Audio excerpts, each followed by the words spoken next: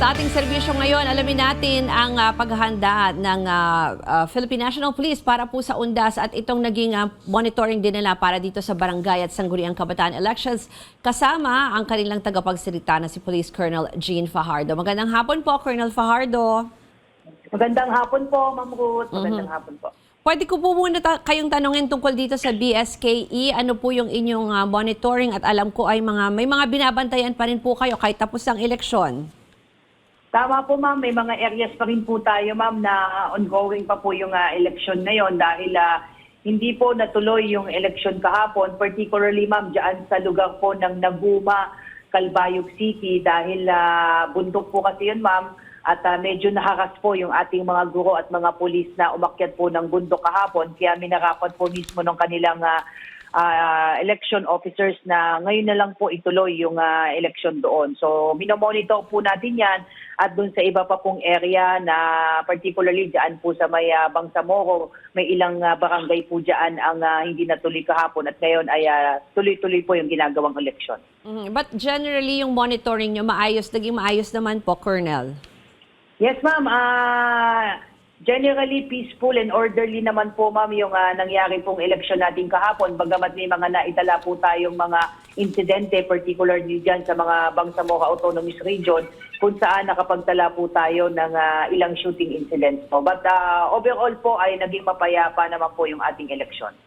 Yung isa pa, Colonel, kasi alam ko may mga nag-request din dyan ata sa bahagi sa Visayas kasi may mga kandidato dyan na hindi pa mapoproklama dahil may mga disqualification or may ibang pending cases. Nanghingi rin po ata ng additional security?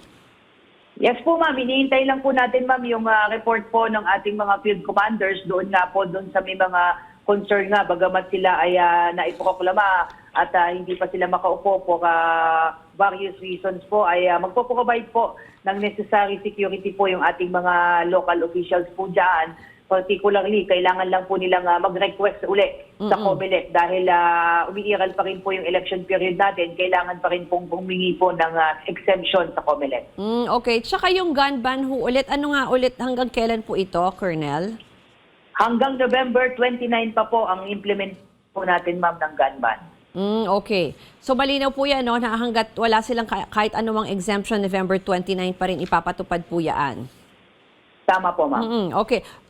Colonel, puntahan naman natin itong monitoring nyo ngayon sa UNDAS at sa pagbiyahe ng ating mga kababayan. Kamusta po? Ano po ang mga sitwasyon?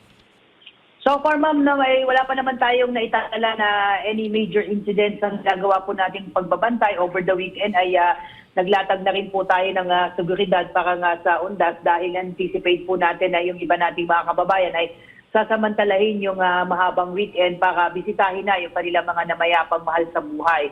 Kaya ngayon po ay so far ay maluwag pa naman po, bago bukas po inaasahan natin na dadagsa po ang mga tao. Kaya naglagay na rin po tayo ng mga police assistance desk natin at nagpakalat na rin po tayo ng ating PNP personnel, more or less mga around 22,000 po yung ating inilatag na seguridad at pinakalat na police doon po sa more or less 3,800 na mga sementeryo po natin.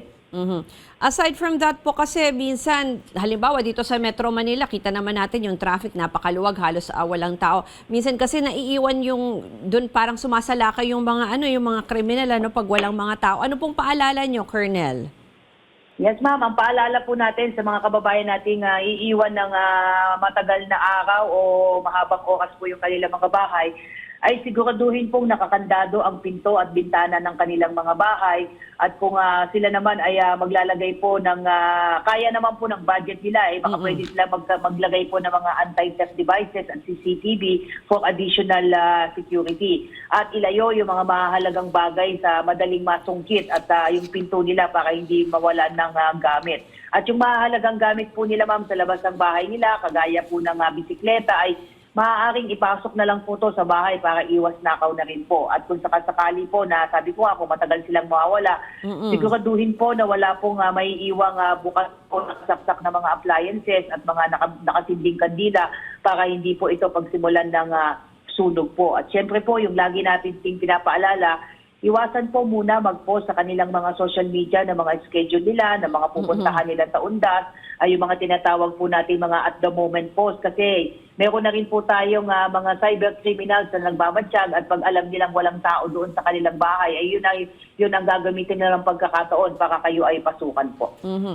Yung isa pa po, maganda yung paalala nyo. Alam ko, every year sinasabi nyo yan kasi nga marami po talagang nagpo-post no? So nalalaman din na walang tao doon sa bahay. Para doon sa mga sementeryo, kanina may mga reports na rin naman tayo. Pero ano po yung mga bilin doon sa mga pupunta sa sementeryo? Ano yung mga karaniwang bawal gawin or bawal dalhin po, Colonel?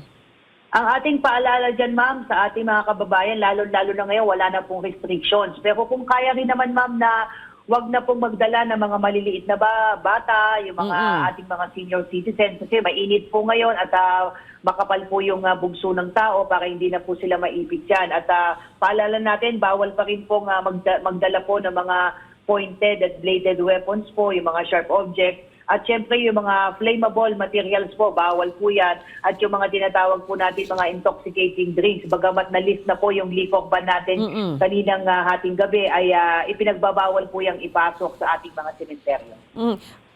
Doon naman sa mga babiyahe, Colonel, nagtayo po ba kayo ng mga additional na checkpoints? Naglagay po tayo, ma'am, ng ating mga police assistance desk at mga transportation hubs po sa kahabaan po ng mga major thoroughfares. Siyempre, katuwang po natin dyan yung Bureau of Fire Protection, yung MMDA, iba pa pong mga transcript groups para maalalayan din naman natin yung mga kababayan na kung sakali po na masisiraan ay madali pong may mag-aalalay po sa kanila. Pero huwag natin kalimutan, ma'am, yung lagi natin pinapaalala, yung blow baguettes po. Yung mga na maayos yung mga ating mga sasakyan. Po. Oo. Opo. Yung isa pa po kasi kaya ko binanggit lang din yung checkpoints just in case may ma-encounter sila. Ano po ba ang dapat na behavior or dapat gagawin ng ating mga kababayan just in case may checkpoint? Kasi tama po ba na dapat bababa or magbubukas ng bintana? Yes, ma'am. Yung ating mga COMELEC checkpoints, ma'am, ay gaya na nabanggit ko, ma'am, tatagal po yan hanggang katapusan po ng November po. At kung kayo po ay mapapadaan sa ating mga checkpoints at border controls, lalong-lalo na po sa gabi, ay malayo pa naman po ay may mga nakatutok na po mga pulis dyan. Patayin niyo po yung kaninyong mga headlights po para hindi naman masilaw yung nagmamando ng checkpoints at ibaba niyo po ang inyong mga bintana at ang mga pulis naman po natin ay limited lamang po yan sa visual inspection.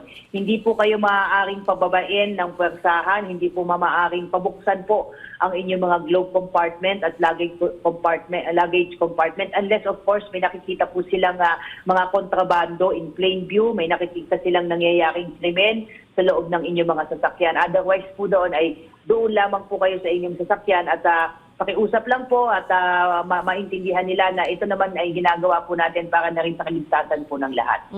Huli na lang po, Colonel, pag may mga reklamo po sila or any emergency, ano po ang contact numbers ng PNP? Lagi natin, ma'am, pinapakiusap sa ating mga kababayan na dapat po ay maisama nila sa mga speed dial ng kanilang mga telepono po. Yung mga nearest police stations po na nakakasakop sa kanilang lugar at kung sila naman po ay namamasyal sa ibang lugar ay may mga malalaki po tayong tangpulin dyan na maaari po nilang kunin yung kanilang mga telepono para mabilis po silang marespondihan in case kailangan po nila ng tulong. Sa national naman po, ma'am, yung ating 911 naman po ay natatawagan naman po yan. 911. Yes po. Okay, maraming pong salamat kay PNP Spokesperson Police Colonel Jean Fajardo.